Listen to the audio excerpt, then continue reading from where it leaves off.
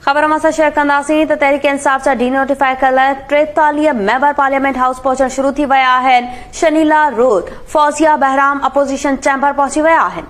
बिल्कुल नाज़रीन, parliament house पहुतल मेंबरनि में साजिदा बेगम भी शामिल है। सेनेट में मुखालिफ धुर अॻवान शहजाद वसीम भी अपोजिशन चैम्बर में मौजूद है। रुखसाना नवीद ऐं आसमा अदीद भी चैम्बर में मौजूद आहिनि। जॾहिं अदालत के फैसले जो एहतराम करणो पवंदो, शहजाद वसीम जो चवणु आहे। तहरीक इंसाफ जा डीनोटिफाई कयल 43 मेंबर पार्लियामेंट हाउस पहुचण शुरू थी विया आहिनि। शफीला रोथ फौजिया बहराम अपोजिशन चैम्बर में पहुची विया आहिनि। पार्लियामेंट हाउस पहुतल मेंबरनि में साजिदा बेगम भी शामिल है। सेनेट में मुखालिफ धुर अॻवान शहजाद वसीम भी अपोजिशन चैम्बर में मौजूद है।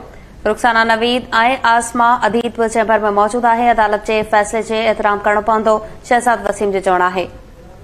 इन हवाले से लाइन पे मौजूद है गुलाम रसूल कुंभर। जी गुलाम रसूल, छा तफ़सील आहिनि? जी कौमी असम्बली के इजलास में शिरकत लाइ पीटीआई जा मेंबर जेके आहिनि उहे कौमी असम्बली पहुता आहिनि। लगभग 12 खन जेके मेंबर आहिनि उहे हाई कोर्ट जे आर्डर खां पोइ त संदन जेका मेंबरशिप आहे उहा जो मुअतली वारो नोटिफिकेशन मनसूख कयो वियो, मुअतल कयो वियो। उन करे हू असम्बली इजलास में शिरकत लाइ पहुता, पर स्पीकर कौमी असम्बली तरफ़ां वाज़े बयान ॾिनो वियो त जेसिताईं वटन बाज़ाब्ता तौर ते अहिड़ो आर्डर जेको आहे उहो अदालत जो नथो थिए तेसिताईं मेंबर्स खे अचण न ॾिनो वेंदो।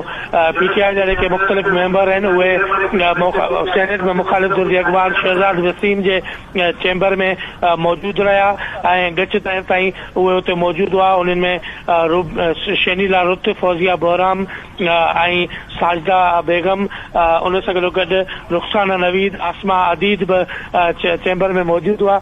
पर बाद में उन्हनि इहो फ़ैसिलो कयो त जीअं त अदालती आर्डर लिखत में न आयो, उन करे उहे असेंबली हवान में नथा वञी सघनि।